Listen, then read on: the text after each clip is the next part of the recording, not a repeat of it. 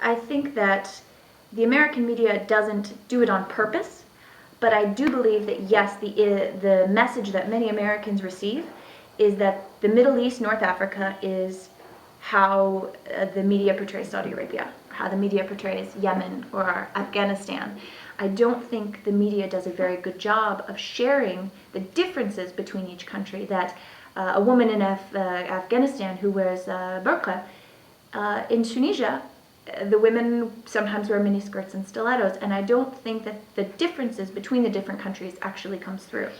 And I think that's a real shame. I think it's very easy for us as people to assume all sorts of things about other people's motives and lives, and I think that there's just a lack of exposure to different kinds of people, and the ease with which we're able to and willing to accept stories that we're told about other people is um, is part of the problem, I think. Soliya. Okay. Well, I see that the relationship between what's called the Eastern world and the Western world is a very negative one that has a lot of judgment and has a lot of misunderstanding.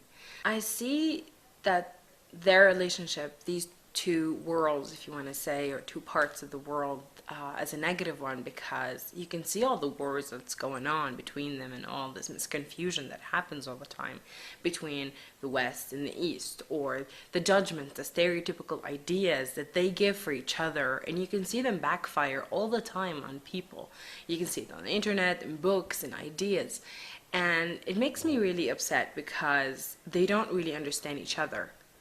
And the only way that I see how they react makes me think that they really don't understand. They really don't know each other.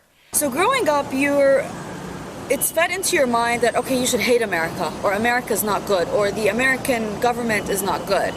And you try, because I personally think because I was raised in America, I was raised to have a mind of my own.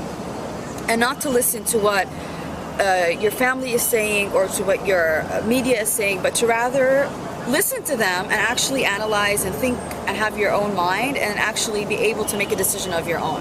So we have to understand each other. We have to understand the situations we have been through. And I figured that once you understand this point exactly, things are much easier. I can understand on a personal level if she attacked, let's say, my hijab. She might think that this is something that's repressing me or preventing me from going out from my house or preventing me, I don't know, from dancing or blah blah blah.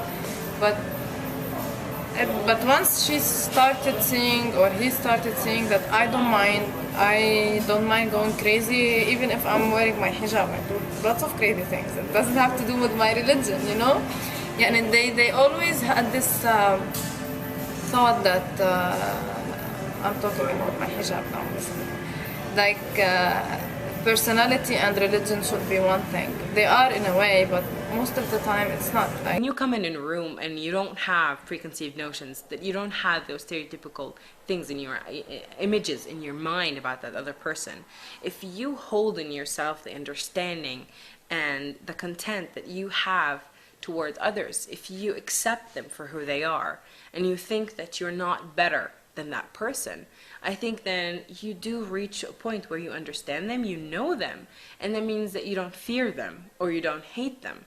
And so this whole relationship of somebody using the other and having this negative toll on people and the world and everyday life will change.